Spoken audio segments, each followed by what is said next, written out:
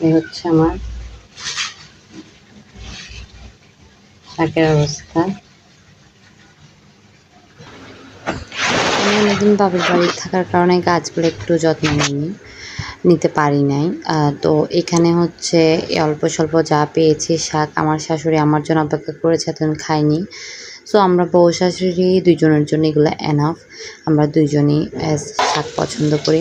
আমি জাস্ট পেঁয়াজ, রসুন আর কাঁচামরিচ সাথে একটু হালকা লবণ দিয়ে শাকটা ভাজি করে নিব। এটাই আমাদের মজা লাগে।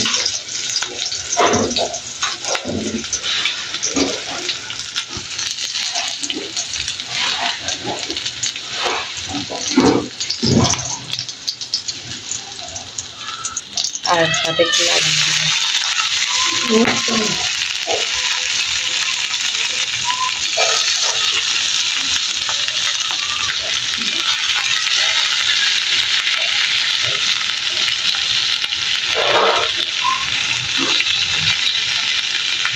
একটু অল্প করে দিবেন, কারণ সব অল্প এখানে কমই, এই জন্য আমি অল্প করে দিচ্ছি। তো লুক অ্যাট দিস, এটা দিয়ে আজকে ভাত খাওয়া হবে। এই তো গরম গরম ভাতের সাথে শাক, সাথে একটা কাঁচামরিচ, আলহামদুলিল্লাহ।